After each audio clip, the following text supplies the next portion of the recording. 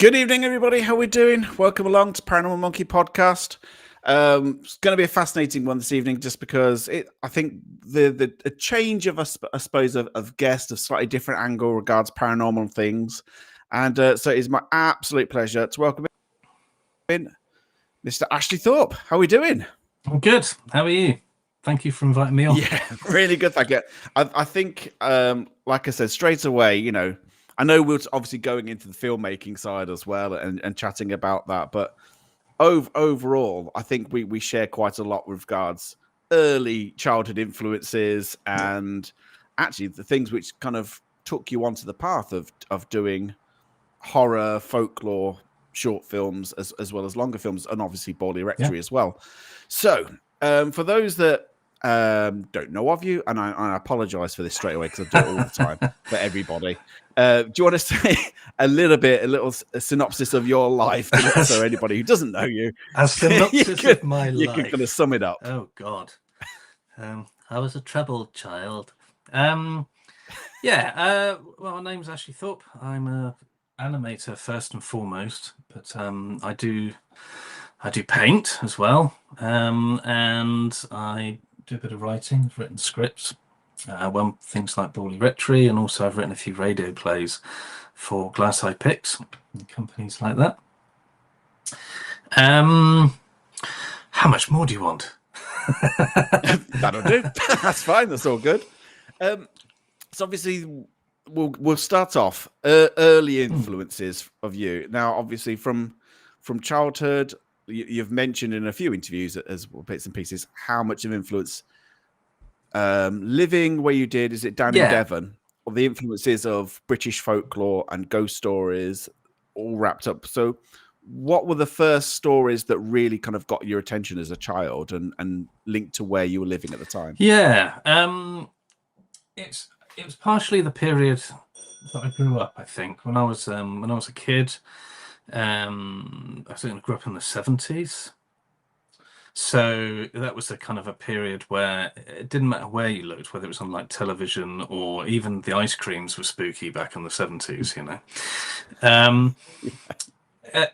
I seem to be surrounded by, especially like an older generation that were constantly telling ghost stories and knew these old kind of folk tales, especially if stories that were set on Dartmoor, those kind of areas. Yeah. So some of the earliest ones were things like the Hairy Hands.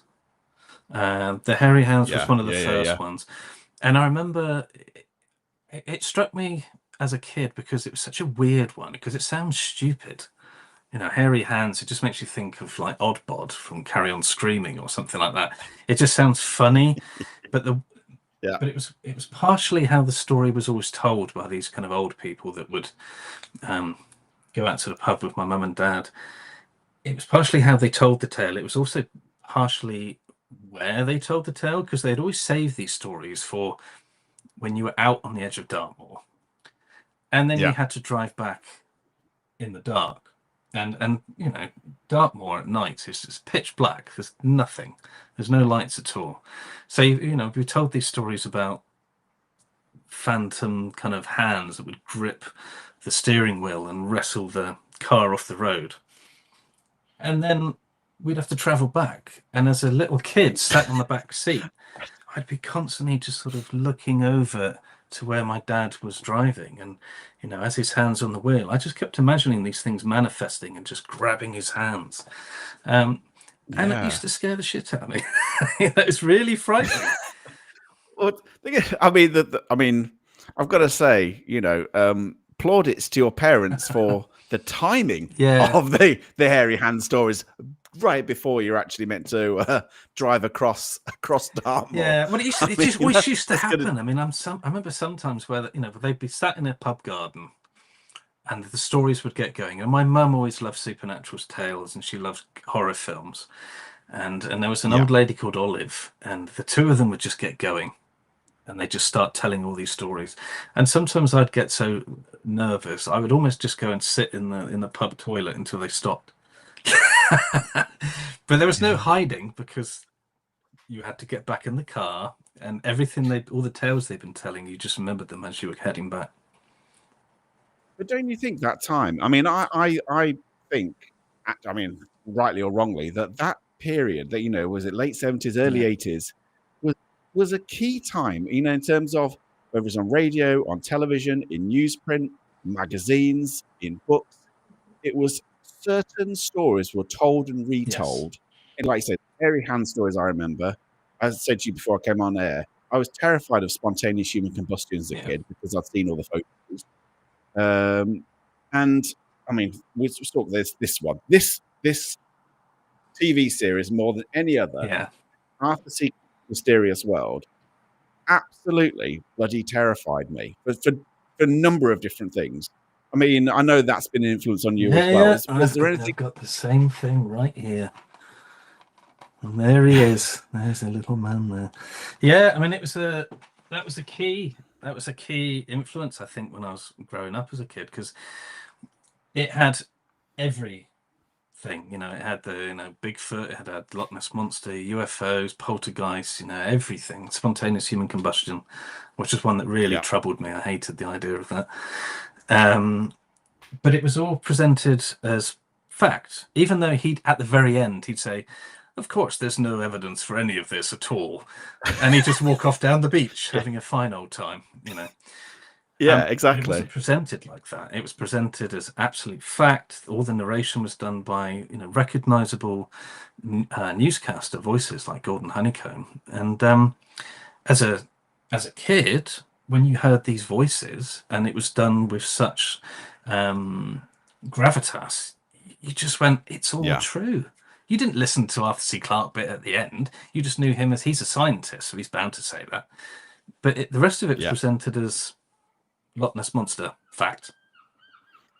How much of this, you know, all these stories from childhood went with you, you know, as you developed and you were thinking about going into short films, that, you know, when you after you went into animation and started producing short films, obviously these things had stayed in your brains, and you did a series of very short films. Was it Spring Hill Jack, Ghostly Highwayman, The Hairy Hands, was it The Screaming Skulls? All of these stories from childhood. So how much of an influence were all of those stories? There must have been a massive. They were a huge influence, yeah. And I've still got a lot of the ghost books, you know, all these things. You know, I still have them.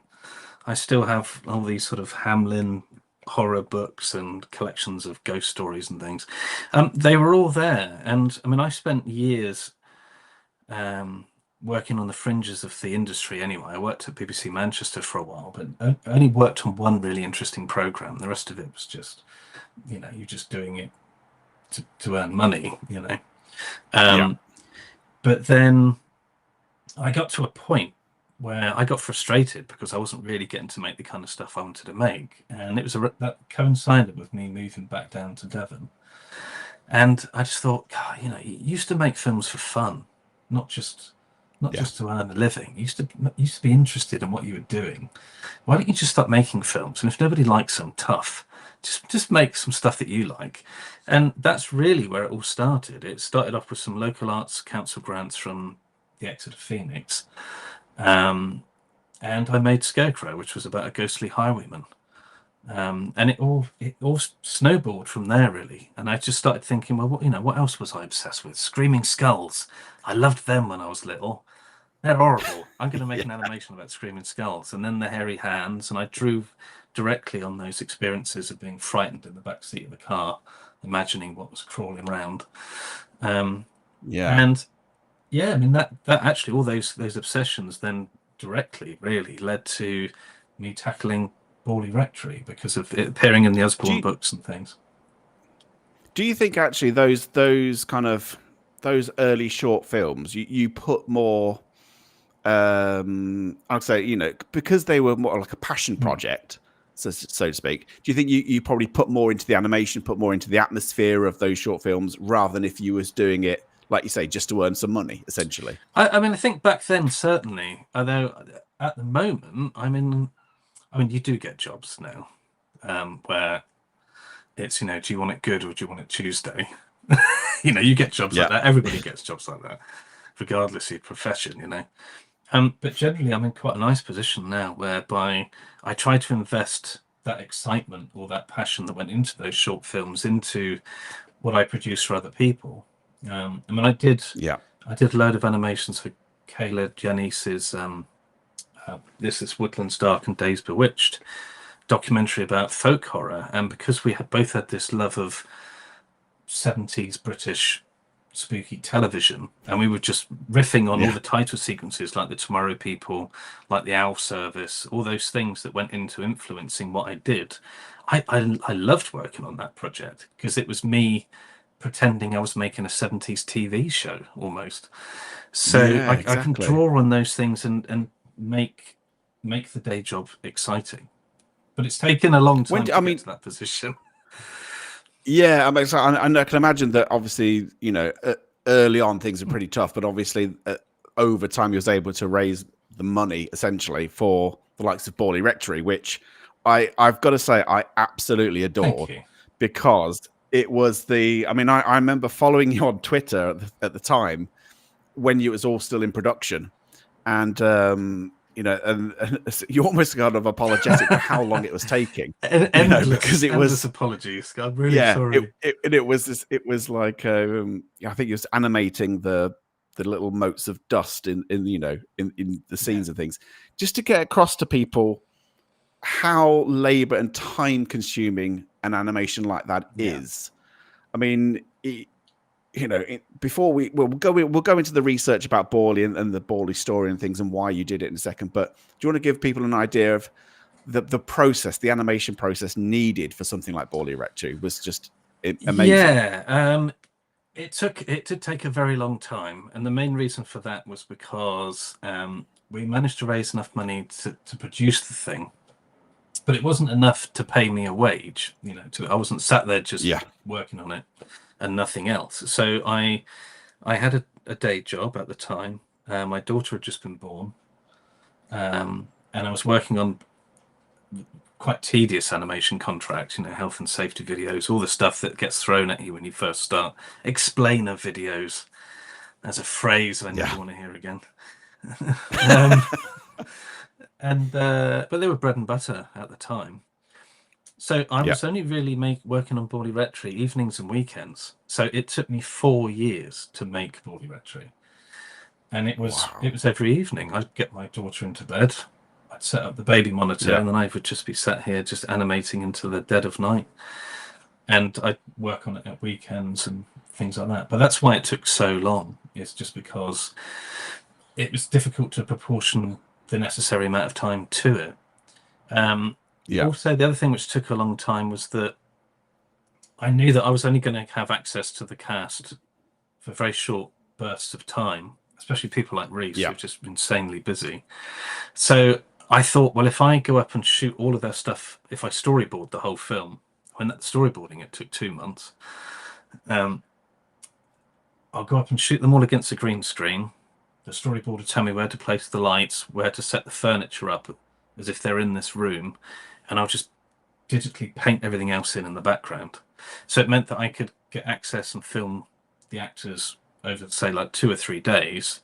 Then I'd come back and then I'd work on their scenes for months, animating in the backgrounds, which are all built in a combination of photos from the period, and anything else was just digitally painted in Photoshop. And then I just assembled the whole thing in After Effects and added all the lighting techniques, the blessed dust motes. I mean, if anybody, really into dust. If you haven't seen it, really into dust. If you haven't seen Borley Rectory, it is superb. And I think the reason why it really works so well is it conjures up the whole atmosphere, whether real or perceived, around the story of Borley Rectory, because obviously Borley Rectory is, for those who don't realise, is no more. It burned down to the 1940s, I believe it was. But it, I think it's the best film I've seen where it feels like you're physically walking into that rectory. Oh, cool. And the period of the time and the atmosphere is fantastic. How much did you have to research into the story Borley Rectory before you even started to storyboard it? I did quite a bit of reading. I read the obvious stuff, like The Most Haunted House in England by Price. And then I started reading around the subject. Roger Clark wrote a really interesting book called The Natural History of Ghosts, and he gave quite an interesting take on kind of looking at the haunting from a different angle and different ways that some of the hauntings could be perceived. But to be honest, the main people that made Borley Rectory possible were Paul Adams and Eddie Brazil, because they wrote the Borley Rectory kind of compendium thing, which is like this ultimate guide. Yeah. And I reached out to them and just said, my knowledge of Borley Rectory at this point is about Usborne Deep. I've got a lot of reading to do, and I'd like to reach out to the people who just know this story back to front. And they fact-checked a lot of stuff. And also they had access to a wealth of contemporary materials. They had like really high quality photographs taken in the Victorian period in the 1920s, at such detail that I'd never seen them reproduced at that quality anywhere. And they would just scan them in high res and they'd send them to me.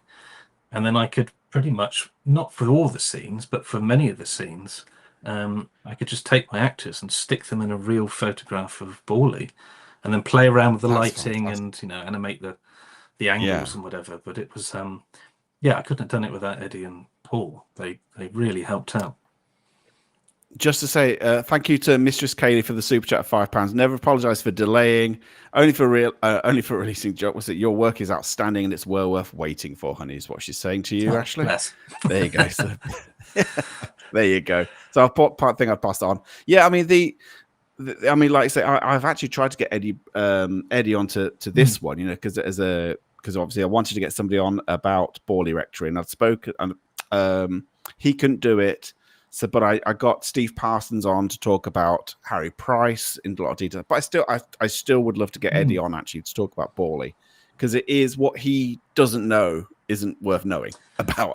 It was extraordinary. Case. I mean, when it came to putting Borley out on a Blu-ray, the guys at Nucleus Films said, are there any special features you'd like to make? And I said, well, actually, because I could only fit so much in. To even after dedicating 4 years to it, this is a story you could dedicate in a whole HBO series to, really. and still had probably only skimmed the surface. I said I'd like to make like an hour-long thing where it's just Paul Adams, Neddy Brazil, and just get them to talk about the Borley case and talk about lots of stuff which I couldn't fit in in my film. You know, all sorts of different curious asides and lots more stuff about Marianne Foyster, and that makes a nice kind of side piece to the film itself.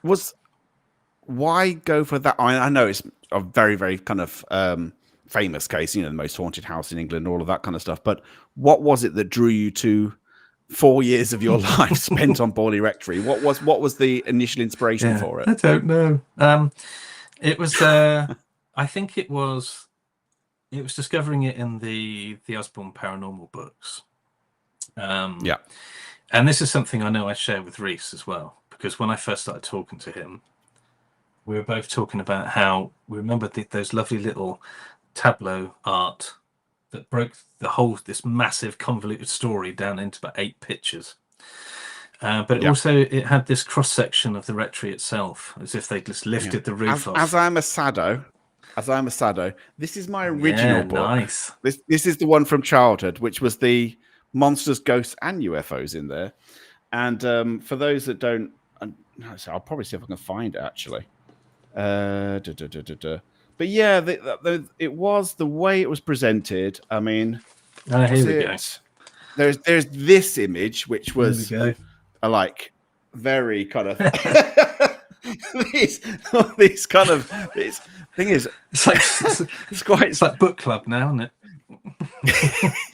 Yeah, exactly. But you're right. Those were the images as kids, which I remember reading and rereading, and certain images in there kind of got burnt into your kind of soul, really. And ghost photos, like we mentioned before you came on, the Newby Church ghost, just some fantastic imagery and photographs. They're kind of scary for kids. Very scary for looking kids, back I at think. it. Very frightening, especially all that spontaneous human combustion stuff, and they were horrible. You know, they were photos you'd be reading through a supernatural book, and you just stumble upon them. Excuse the pun. You know, you literally stumble upon an old lady's leg in a pile of ashes and stuff, and it just be you just close it again, thinking, what have I seen? But these were just in the school library. They were just sat there. You know. Did you know quite how much of a labour of love it would turn out to be? Or did you expect it to have got finished a lot earlier than 4 years? I think once I got stuck into it, I think I started to realise quite quickly that this was a lot more ambitious than I thought it was going to be. Because I think initially I was thinking, this is going to be about half an hour long. And then once the shoots had been completed, and I really wanted the actors to do it at this kind of this slow, measured pace. I didn't want it to be like an Insidious type thing. It needed to feel like a piece of theatre from the 30s almost. A very slow pace to it. And once I started looking at the rushes, it's like, there's no way this is going to be half an hour long.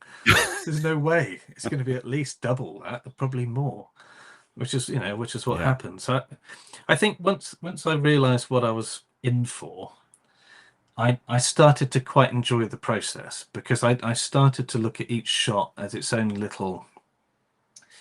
of own little work of art, really. I tried to invest everything that I loved about the genre into the film. You know, it has a kind of a Caligari lighting to it, which isn't naturalistic. But I was looking at film noir and looking at Cabinet Dr. Caligari and expressionism, and I thought, well, you know, nobody's going to look at this and believe it's real, you know. So let's really exaggerate. Let's make it. But it's that whole era that you're trying to get across, you know, where that whole, and it's brilliantly done, because it goes back to kind of almost Hammer horror, the stylized horror, the, like you say, film noir stuff is just superb. And it was so nice to see a modern film filmed in that way. I know it was a ball ache for you, but that's exactly what it was. Yeah, it was. I mean, it was difficult, but then I think the other side of it is that this was before I'd started really getting to do animation as a job that I enjoyed. This was kind of at a Yeah, point where the animations that I was being asked to do were industrial films. So this did feel a bit like me playing in a toy box, because I'm literally yeah, getting to do what nobody is asking me to do. Nobody's, first of all, nobody was really expecting it. Nobody was, apart from the people that put the money in, were waiting for it. Um, it was just about me being able to experiment and have fun with the form in a way that industrial work at that time was not allowing me to do. I mean, now I get to experiment all the time. It's wonderful. And in fact, that all came from yeah. Borley. If I hadn't made Borley Rectory and I hadn't managed to get that out there, I would not be doing any of the interesting stuff I'm doing now. I was going to say is that after Borley, and obviously we'll talk about Uncanny as Yeah. well. But after doing the Borley film, have you has that, like say, led to other stories that you would still like to tell? Yeah, yeah. There's lots of other stories I'd like to tell. There's other hauntings. In fact, I've been in discussion with a producer about potentially doing another one in a similar style. Um, I've also written other things as well. I did during lockdown. I did an expansion of the Screaming Skull story. I'd taken the short and elaborated it into like a feature length thing, which was Yeah. incredibly dark. Not fueled by isolation and the world falling to pieces No, at no, all. not at all. No, it's No. really dark.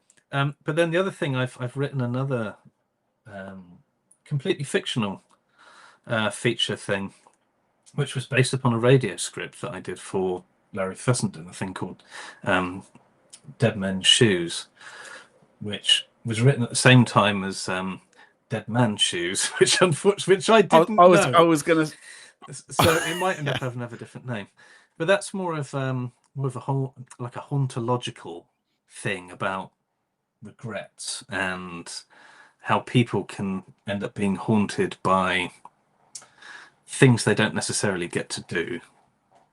Yeah, so Right. that's Okay. it doesn't sound like a comedy, but it's like It's very kind of Edgar Allan Poe type it's feel going weird on. because it feels like the sort of thing that would have been like a play for today back in the 70s almost. It's a weird one, and it's Yeah. about this dustbin man who's literally dealing with all the stuff that people get thrown away, and his life has been like a catalogue of failure, and he starts to feel like maybe he's part of the rubbish that he collects every day. But then something supernatural Yeah. happens to him, and he gets pulled into this ghost story of which he's the main part. It's a weird one, but it's one of those things that I just started writing, and it all just kind of went bleh. And it's even has references to spontaneous human combustion in it. It's full of Of course. Of all course, the it has horrible to. stuff I Yeah. remember as a kid. And I was moving on to kind of obviously the work that led up to Uncanny as well. I mean, Uncanny has become massively, massively, successful and popular. But when you were asked to do the job of the animating the title sequences for Yeah. Uncanny, did you feel pressure? Because obviously you've got, in a very, very short amount of time, got to have that feel of atmosphere and in getting, obviously, to engage the viewer and things to not turn off, essentially. But did you feel that kind of pressure, or did you see it? How much kind of how much discussion did you have to have with the BBC in order to get things how they wanted it, how you wanted to put it Yeah, across? it was quite a bit of pressure at the time, mainly just because it was. I seem to remember it being a relatively quick. It was about 8 weeks, I think, which sounds like a long time, but when you're doing stuff in that detail, it's not that long. Yeah, The good thing about it is that Danny and Simon Bernard, the producer of the Uncanny Show, they had really quite clear ideas about the stuff that they wanted, and they had good, clear ideas about the stuff that they liked as well, which is really helpful because yeah, you do get clients who say, "Yeah, we just love your stuff. Just go crazy, do whatever you want," and then you give them something, they go, "Just not that." I was gonna say how much creative freedom do you have, or do you? It depends. Do you have much It creative depends freedom? on the client. Sometimes they'll just give you carte blanche, and that's rare. Sometimes you'll get people like Kayla has very clear ideas about what she wants. So you're just kind of honing in and thinking, right, I get it, and then you go and do it. It was interesting with the Uncanny one because they had lots of ideas and they had lots of references for directions that we could go in. But it was then Yeah. when I said about, it feels like it's kind of missing this element of it being about people telling their stories. And then I had this idea of, well, maybe if I shot people's heads in silhouette and then we nest the spooky environments inside the silhouettes of their heads. So you can just about see people's features, but not quite. And then it feels like this is, these stories are trapped in people's heads and they bleed out into the world. And then it's just that little eureka moment where I think everyone just sort of went, yeah, now I think it's working. But they kind of let me play around with it quite a lot. But it's nice working with people who have a nice idea of what they want. And Danny and Simon have a very clear idea of what they want Uncanny to represent. I think they don't want it to come across like a horror thing. They don't want it to be kind of type ghosts. They want it to be strange, shadowy, blurry figures, and so it's nice. So I do a lot of horror stuff, but the Uncanny stuff's interesting because they have boundaries. So you can't go too far one way and you can't go too far the other way. So you kind of get to play within a set field, really. Yeah, and as obviously, and as Uncanny kind of changes over time, is it quite tricky to keep the same kind of theme, but in a different way? If that makes sense. I think the funny thing is that, I mean, I've lost count about how many bits of Uncanny art I've done. I mean, I did the TV titles and I did the post-mortem titles as well. And they were great fun because that was me steering it back towards looking like a 70s thing again. These muted colors and things. But I mean, all the artwork, they usually have a rough idea of what they want. And then exactly. I get to steer it a little bit more one way than the other. I mean, recently we've been pushing it a bit more into abstraction with hands coming out of shadows and things like that. Whereas before it was a bit more kind of graphic design type stuff. I mean, the funniest brief that I had was for the Christmas one, and I'm thinking, okay, we'll do some spooky stuff in snow. And I said, so what's the kind of, what's the brief for this one? And they said spooky snowmen. And right, okay. I was thinking, how do you make snowmen spooky? How does that work? Because if they don't look like snowmen, it just doesn't really work, does it? So we were kind of mucked around quite a bit with that. But I mean, they were happy with it. That's really hard. Yeah, spooky snowmen. I mean, how the hell do you do that? Well, I did a thing where I tried to make their heads all look a little bit badly made. And then in the eye sockets, it looks like there's these kind of sick, roomy eyes looking from inside the ice. So it looked like there were things inside the snowmen looking out at you. And that was the way I thought, well, that would freak me out if I looked at snowmen and I saw moving eyes inside it. So they like that. So thank goodness. Fancy. And what's, I mean, obviously moving away from Uncanny in terms of the future, then what are you like I say, you've got multiple jobs going on. So is there anything out of those jobs that you're doing that you're particularly drawn towards? God, there's loads of stuff. That's the thing. I'm working on about 4 or 5 things at the moment, and none of it my stuff. I've got 2 things I'm juggling for my things. The rest of it tend to be documentaries for companies like Severin Film, who do a lot of kind of interesting kind of cult cinema stuff. So I'm working on a few interesting things with them. I'm working on another thing for Kayla at the moment, which is a ghost story. So I'm getting to do some more spooky house-looking things, which is fun actually, because nobody's asked me to do anything like the kind of Borley environments since then, really. And that's exactly what Kayla said. She just said, "Could you do something like the Borley exteriors, but for me?" So, yeah, great.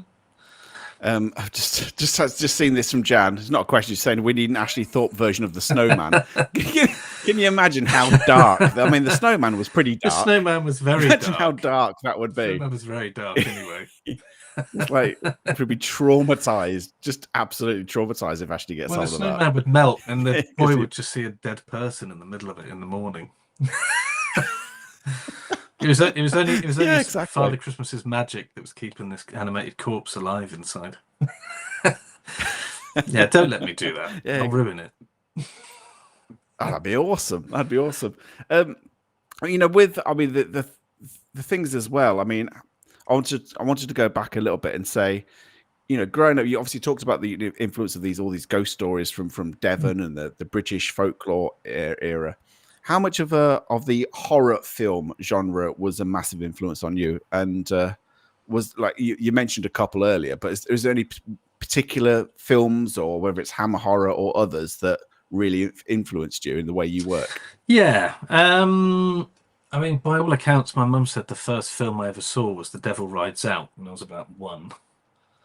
Because my dad used to work away a lot, so my mum would just keep me up late to keep her company at night. So I ended up watching a lot of Hammer horrors and not really understanding what I was looking at. Yeah. But yeah, I think when I was a kid, I loved things like King Kong. I loved the Universal movies. All the old Universal monsters. Yeah, exactly. I love them. And I think, again, you've got that kind of German influenced lighting and photography in those early films. But then as I got older, I fell in love with Hammer horror. They felt like my gateway drug into horror, really. Was that? Do you think it's because they were British horror films, they were British, rather than what you see in America? Yeah, they were British, and I thought that they felt like a bridge between folk horror and fairy tales. They had a fairy tale feel to them, I think. I can see why. Yeah. I think it was Peter Cushing used to say that he thought of them as fantasy films as opposed to horror. That's right. Yeah, so yeah. I kind of get that. And I think that's why I liked them. Yeah. They were frightening to a point, but they weren't horrible, you know. And I love that. I think that's because he was saying that a war film he would regard as a horror film, but absolutely, but what we Hammer he just sees fantasy. Absolutely, yeah. Is there one particular film that you particularly loved over above all the others? Weirdly, it's neither Hammer or Universal. There was one film I saw when I was 10 that completely broke my mind, I think, in terms of everything, and that was Alien. I don't know why. I was allowed to stay up and watch it when it was first broadcast on ITV in about 82, and it just, it absolutely terrified me, but I became obsessed with it afterwards. I think because, one, I'd never seen anything like it. I love science fiction, but I'd never seen something where it had an aesthetic that just defied all my expectations. So everything on the alien planet, the derelict ship, the pilot in the chair and everything. All that stuff. I remember just being haunted by. And I'm obsessed. I can remember being obsessed with H.R. Geiger because of the Alien films. Was too. You know, and I took in his artwork thinking, Jesus Christ, this guy is dark, like darker than I've ever seen. If anybody had not seen H.R. Geiger's work, dear Christ, look at his stuff. It's dark on a whole other level, but beautiful. Yeah, well. Beautifully, wonderfully awful. It's extraordinary. Is the word. Absolutely extraordinary work. Yeah, exactly. I can remember just seeing, like, I was watching the making of the Aliens films and Geiger's kind of influence throughout things, and how actually some of the things he wanted to produce, he just got laughed at because he couldn't, because it was too sexually explicit. Yeah, he was very much into sexual organs, and as you can probably see in Aliens, you can kind of see quite obviously in Alien. Yeah. But it's funny you mentioned Alien, because obviously that has a very particular atmosphere, almost, very cinematic, obviously, but a little bit like Borley Rectory, almost black and white in certain areas. It's almost like a black and white film in certain points because it's there's no color saturation really, is there? Not really, no, In not really, and especially the way that we grew up watching it. I mean, now you watch the Blu-ray and you think, "Oh my God, there's color in that scene," but when you grew up watching it on TV or on VHS, it was a really washed out looking film. And I think the other thing that fascinated me with Alien as well was that obviously this came out in a different era of sci-fi and horror. It's the pace of it. It has this slow grandeur, the way that it confidently just walks towards this awful thing that's going to happen. It doesn't build it up really quickly. It's coming, and it comes so slowly, and you just feel the inevitability that something really horrible is going to happen. And then when it does, it's just one of those moments.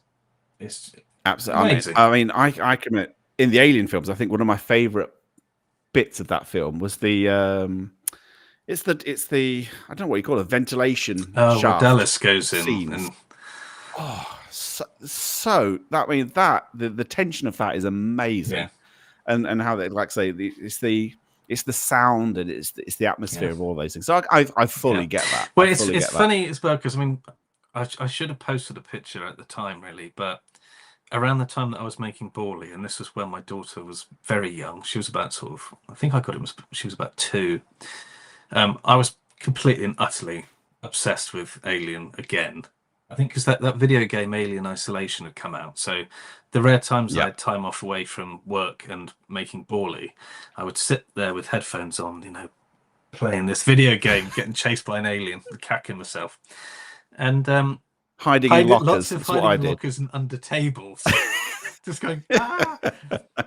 And my wife and my dad, they clubbed together, and there was a guy that was making replicas of Kane's jacket, like the flight jacket, and they got me that for Christmas that year. So I remember it being a particularly cold winter around that time. So big chunks of Borley Rectory were animated in an alien flight jacket.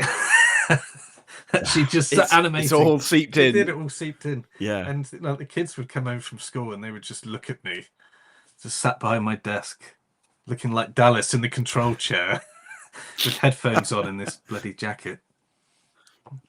Just want to say, Kaza, thank you so much for gifting 20 memberships. You're an absolute legend. Thank you so much for helping the channel. You do it every single time. So I say thank you so much for that. Thank you. Like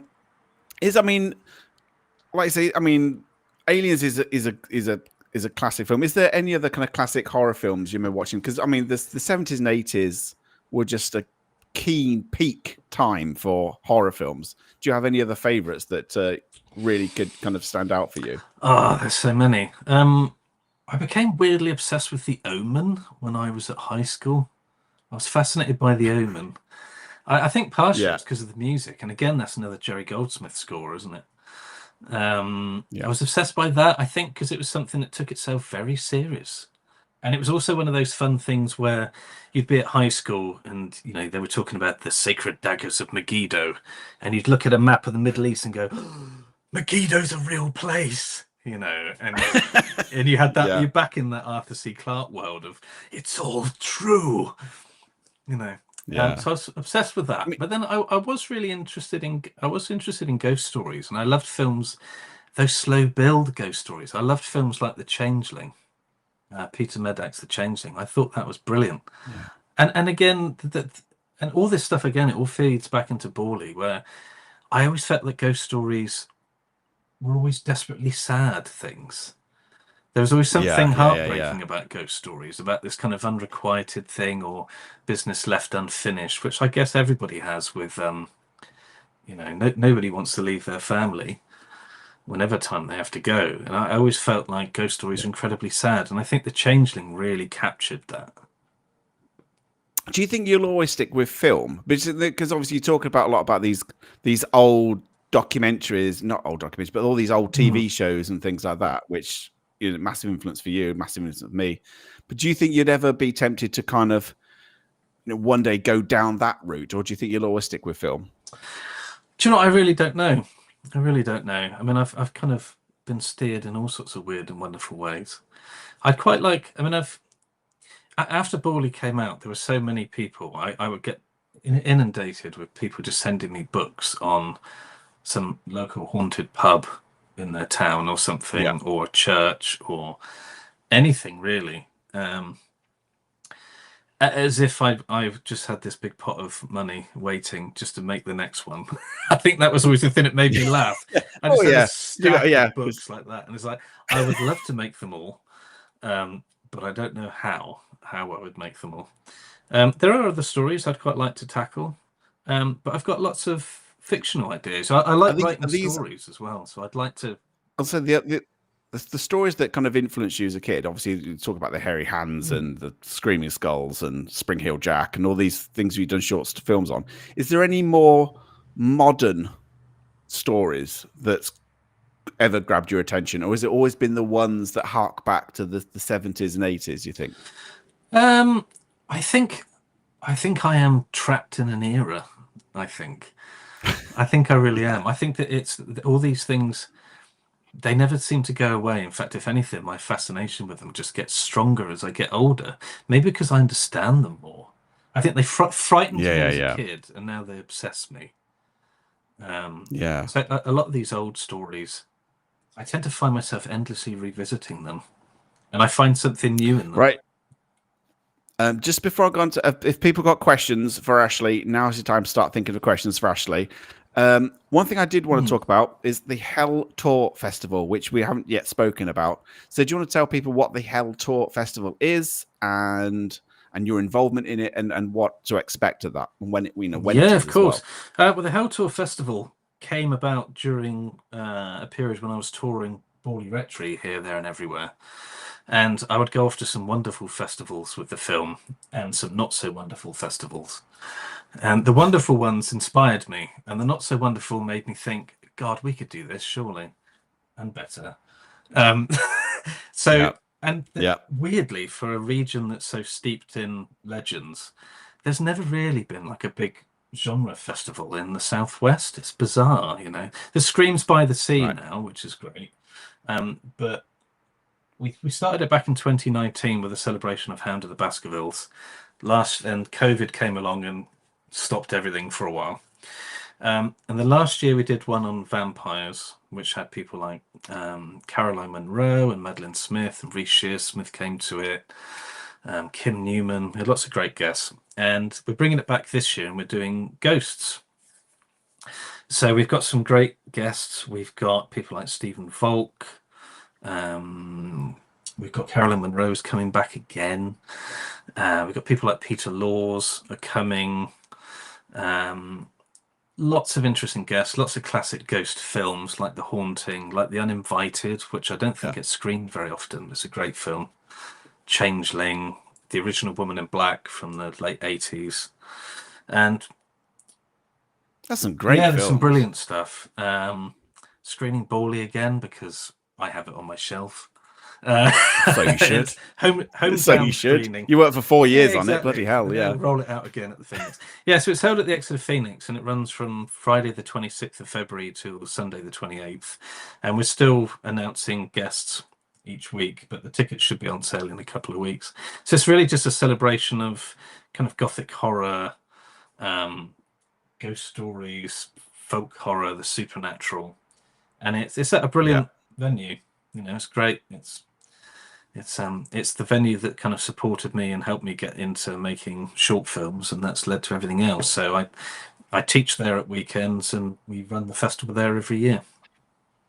Yeah, I had Stephen Volk on here as well. It was great. I mean, he's superb, but the one thing he didn't want to talk about was Ghostwatch. Well, I'm not going to make him talk about Ghostwatch. That's the good thing. Yeah, it was just like, that's what you're most famous, well known for. Anyway, couple of questions for you. So one here from Wayne Dawson is do you have a favorite scene out of a movie? Favorite scene? Yeah, I think it's going to have to be Alien again. And weirdly, my favorite scene is not like the chest burster. My favorite scene is when they go into the derelict ship and they find the fossilized pilot. Because to me, that moment, it sums up everything about Gothic horror that I love. It sums up everything I love about haunted houses, and there's something quite H.P. Lovecraft about it as well. I remember somebody described it. It was a really interesting phrase. Was it as some evolutionary trespass? That's a great And I thought description. that's a really interesting way of looking at it. And yeah, it's that scene. Every time I watch that scene, and I've seen that film God knows how many times now, I get goosebumps every time I see it. It's beautiful. Okay. Jem Chedwin saying, do you think Borley was actually haunted? That's always a really tricky one, isn't it? I mean, I think people have definitely thought they saw something there. I'm not. Yeah. I was very clear not to take sides in the documentary in a way. It was more a film that was a love letter to why I find the Borley story fascinating and why ghost stories are fascinating. So I don't say Price made it all up or it was definitely all true. I genuinely think that people thought that they saw something there. Whether that was down to the fact that, you know, when you walk into a place that has a history of sightings and you even know what the ghosts are when you walk in, I think you're kind of primed a bit. So just talking of Borley, I had this on the shelf behind me for for a long old time. Yeah, so this was on the shelf right behind me. That's that assigned one. There we go. Just to say how long I've been a fan of Borley Rectory. It's like I say, I know you've kind of like a labor of love that must have been seemingly endless, but it was endless. Yeah, I just used to describe it to my family as that bit in Close Encounters where Dreyfus has gone mad and he starts making a mountain out of mud in his living room. It did start feeling a bit like that. Yeah, I'll bet. I can imagine. There's one here from Roger Bone just basically saying, as an animator, do you feel that AI is taking over what you do? So, and is it a tool that you find yourself having to embrace? Yeah, that's an interesting one. The funny thing is that because I do a lot of rotoscoping, where I will film things against the background and cut them out, AI is brilliant at helping you rotoscope footage. Right, okay. And in fact, if you use After Effects, you've been unknowingly using it probably for years, because essentially when you rotoscope somebody, when they start moving,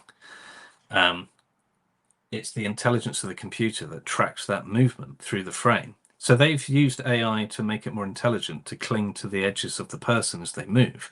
So, I mean, AI has been in animation software for years. And that's one of the things I think that AI is really good at, in fact. It's a really good tool at solving mistakes. Right, okay, yeah. One thing I don't think it's so great at is generative. I've yet to be convinced by AI being used to create anything imaginative. It has a certain look to it, I think. I think it's a brilliant tool for fixing mistakes or correcting something. When I used AI in this was ironically an industrial animation job about 6 months ago, where somebody, a cameraman, had accidentally filmed themselves and kept catching their reflection in a glass as they're walking past it. And I used like a content-aware fill thing in After Effects. That's basically AI. That's all it is. It just says, look at that. That's wrong. Make it like that. And it does. Yeah. You know, and if you went in and tried to hand paint that out, you'd get boiling because you've got human thumbprints all over it. But the computer just goes, what, you want it all like that? Okay. And it just makes all of it exactly the same. That's a much more positive answer than I was expecting, actually, because I thought, do you know what? It's the death of animators. I mean, I think that the real downside of it is that one of the things that I'm lucky to have interesting clients who are interested in handcrafted films. And in fact, they proudly champion that sort of work. In many of the industries, the clients want it as fast as possible for as little as possible. That's where AI is going to be a problem. for the people who have to come up with certain types of images, then it's a bad thing, because people are going to want it done on cheap and want it done quick. That's bad. But in terms of how it's used to correct things or to simplify workflow, it's really useful. But I would never use it to like generate. I need to do a ghost. Oh, I just chat GPT. There you go. There's a ghost. I would never dream of doing that. The fun bit is making the ghost. Why would you take the fun bit out of it? But then, if you're an executive in an office that goes, I could pay that guy $1,000, or I could just do it in Chat GPT. I'll do it in Chat GPT. Yeah. Mistress K saying, have you ever thought of making an amazing sequel to a terrible movie? Yes. She says, I think you could reboot an entire franchise alone. I have lots of strange conversations with my friends about these things. I've always baffled why they keep trying to remake really good movies, and why don't they remake movies that could have been great but didn't quite hit the mark. Things like The Incredible Melting Man. Because the effects are great, but the movie itself is a bit chunky. So I always think, why don't you remake films that had a good idea, that just because of money or time or what, they were limited at the time. They couldn't quite execute the idea as well as it could be. And I think, there's millions of films out there you could do that with. Loads of great films. Yeah. Phil from Ghostwatcher saying, if you could work on a film based on another haunted location, which would it be and why? Yeah, that's really tricky, isn't it? That's because there's so many. There have been a few people that come to me and talk to me about, is it Langenho? Yeah, right. So they've been, and that does have some vague Borley connection, I think. I can't remember how, but that was one of the first names that popped up after Borley was out doing its rounds. Just saying, you should do this one next, as if I was going to have them lined up for the rest of my life, kind of thing. Maybe it's just like, just park haunted houses for a while. I'm a bit sick of them. I had to take a little bit of a breather. I can imagine. That's one, but then there's another part of me that would quite like to take a look at something like more of a contemporary thing, and look at something like an Enfield style haunting. I'd love to do a film that was set in the 70s, which would mirror those sort of news reports we were discussing, where hauntings seemed to be in the news all the time when we were growing up as kids. You just couldn't escape from it. I'd love to do something with that sort of vibe. But that would have great kind of for anybody who's like of my age, of that ilk, that have, in terms of it take you straight back to childhood. Right, Ali Beast is saying, do you have a theory about ghosts? Mine is that of the Others with Nicole Kidman, that we all coexist on different parallel universes, and every now and then a path is crossed. Do you have any thoughts on ghosts generally? I quite like the old, it's a bit of an old chestnut, but I quite like the stone tape theory. I quite like the idea of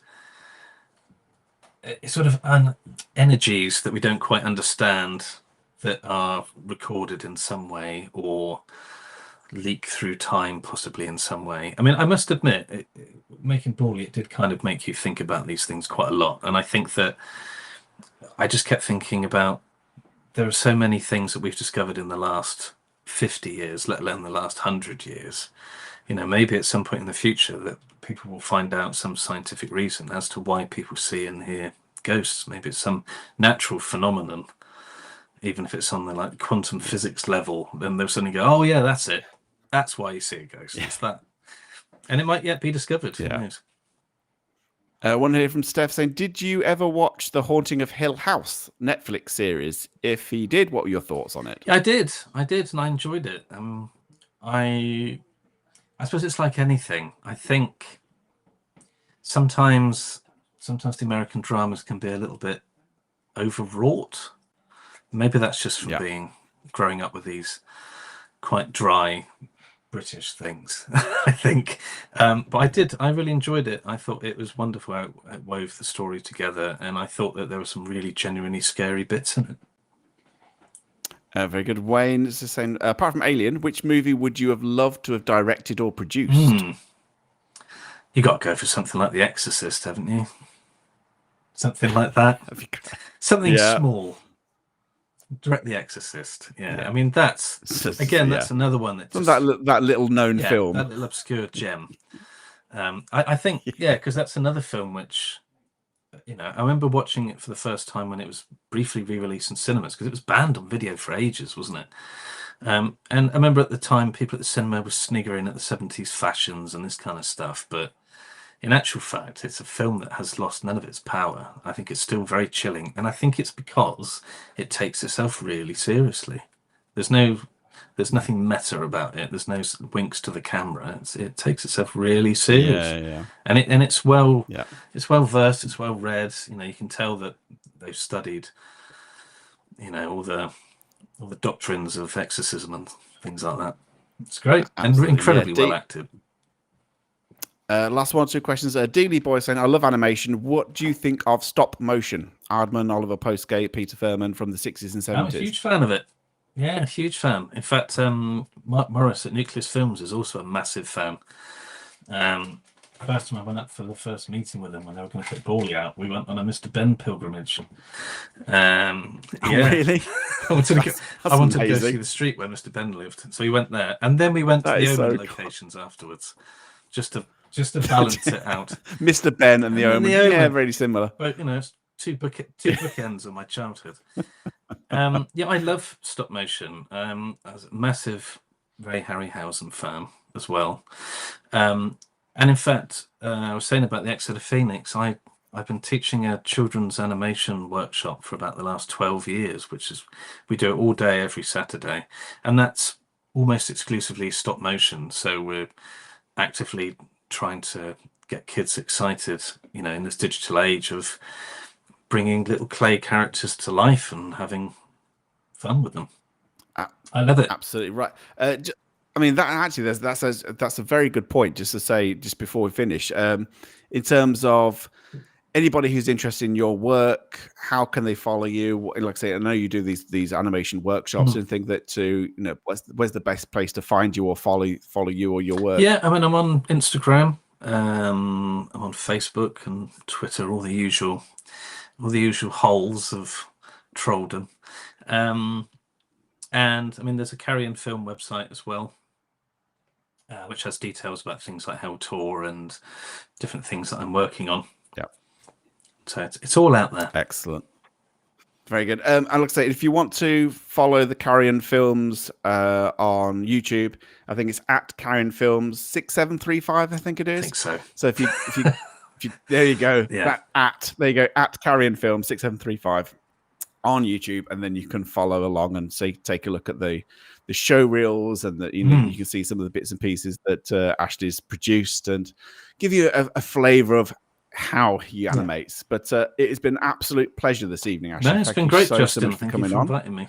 Yeah, I hope if, like I say, it's great as ever. Kind of, I think a couple of people that are basically very similar age, where we had very similar influences. So yeah, it's always fascinating. So thank you so much for coming on. It's been, like I say, an absolute pleasure. And hopefully we'll be able to have you on again in the future. Yeah, as well. absolutely. So, thank you so much. I might much. have done something new by then. For me, anyway. Yeah. Anyway, thank you so much, Ashley. Like I say, I'll let you enjoy the rest of your evening, and thank you for coming on. Thanks for having me. All right. Cheers. Bye. Right, guys, that's it for this evening. Thank you so much for your questions, and thank you so much again, Kaza, and the donations as well. Thank you so much. I hope you enjoyed that. It's a bit different, obviously paranormal wise, things a little bit different. Next week, I have got the lovely Mickey York. He used to be on UK Haunted. He's done stuff on TV. He's done stuff with celebrities in the past as well. And obviously, he's now got his own podcast and things. So yeah, Mickey York is next week. And yes, and then obviously in the future, more people. I'll definitely be doing a Chip's Tea Party next Thursday. I'm debating whether to do a Chip's Tea Party for members only on this Thursday. I may do that. But thank you so much, guys, for joining me. I hope you enjoyed it. Like I say, a bit different. And I shall see you. I think I'll be doing a members only on this Thursday for those that love it. Bless you, Kaza. Thank you so much. 20 Australian dollars for the mod kitty. Thank you, Kaza. Bless your heart. Thank you. Don't forget tonight in about, I think 1 hour. I think it's 1 hour. Side Eye Guy is going to be doing a live on YouTube, so you can follow Seg, and I'll try and pop into Seg's live as well and annoy him. Apologies if my audio has been slightly glitchy. Surprise, surprise. My audio may be slightly out occasionally. Anyway, bless you. Thank you, guys. I'll see you very, very soon. And yeah, thank you to everybody who's watching. And I'm sorry there's so many of you. I can't thank you all, but yeah, thank you. Enjoy the rest of your night, guys, and I shall see you very soon. All right, night.